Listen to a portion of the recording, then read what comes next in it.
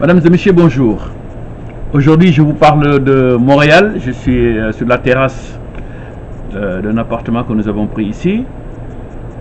Montréal, où je suis venu participer au Forum mondial de l'économie sociale et solidaire, qui doit démarrer dès demain, mardi, oui, c'est le 6, du 6 au 9. Et je vous ferai part un peu des travaux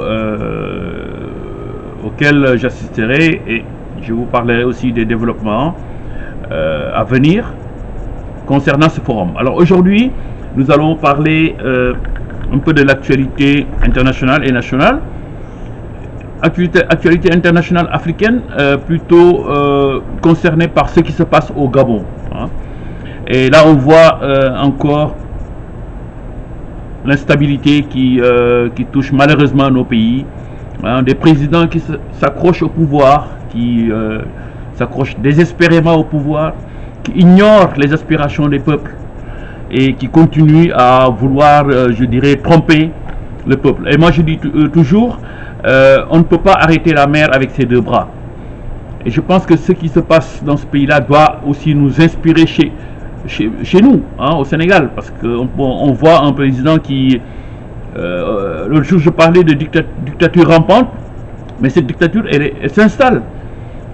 Moi je ne peux pas comprendre qu'on puisse radier un fonctionnaire qui a alerté l'opinion, qui a alerté le peuple sur des malversations qui se sont déroulées dans le pays.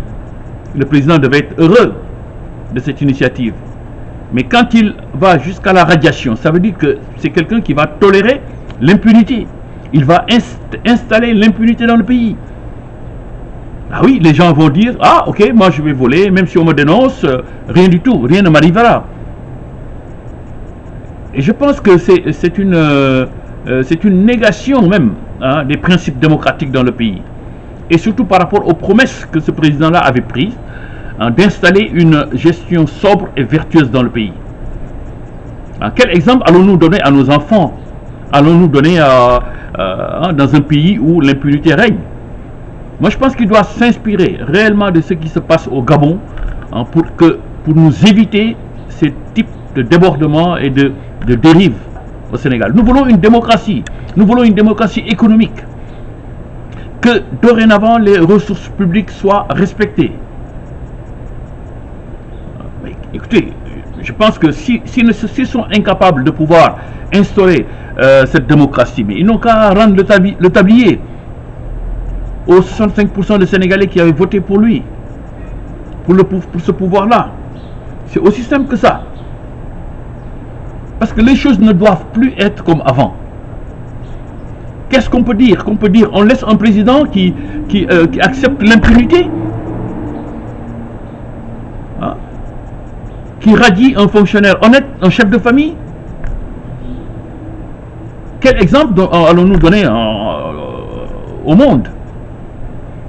Je pense qu'il est important que ce président-là se ressaisisse et rétablisse un ordre républicain, hein, une démocratie véritable, pour que toutes les forces vives de la nation puissent recouvrer confiance et investir dans le pays. Parce que le Sénégal donne un exemple, on ne peut pas dire, je dirais, répugnant à l'opinion internationale. D'autant plus que ce pouvoir, ne connaît que la campagne électorale permanente, avec cette mascarade de haut conseil des collectivités territoriales, qui n'est qu'un cannabis. Le pays est en campagne électorale permanente, alors qu'on devait être dans une campagne d'industrialisation du pays,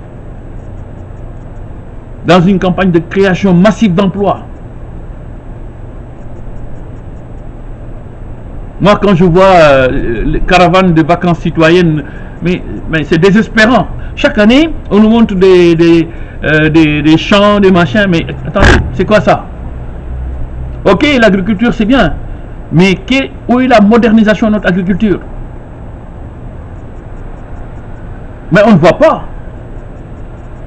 C'est toujours les médias, les discours, les séminaires, les conférences.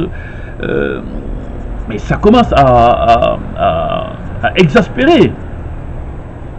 Le Sénégal n'est pas forcément un pays d'organisation de conférences, de séminaires, ou de je ne sais pas quoi. Je pense qu'il est important qu'on puisse se ressaisir et puis aller à l'essentiel, mettre en mouvement la société. Mettre en mouvement la société, c'est développer de grands investissements, de grands projets, développer le capitalisme national, les entreprises, les PME, un tissu industriel de petites et moyennes entreprises. Lutter farouchement contre la pauvreté, développer la formation, l'éducation et la formation. Ça sont des axes qui peuvent dynamiser un pays. Je parle par amour pour mon pays. Donc je vous donne rendez-vous la semaine prochaine où je vous ferai une petite synthèse du Forum mondial de l'économie sociale et solidaire qui se tient ici à Montréal, au Québec. Bonne journée à vous et bonne semaine. Au revoir.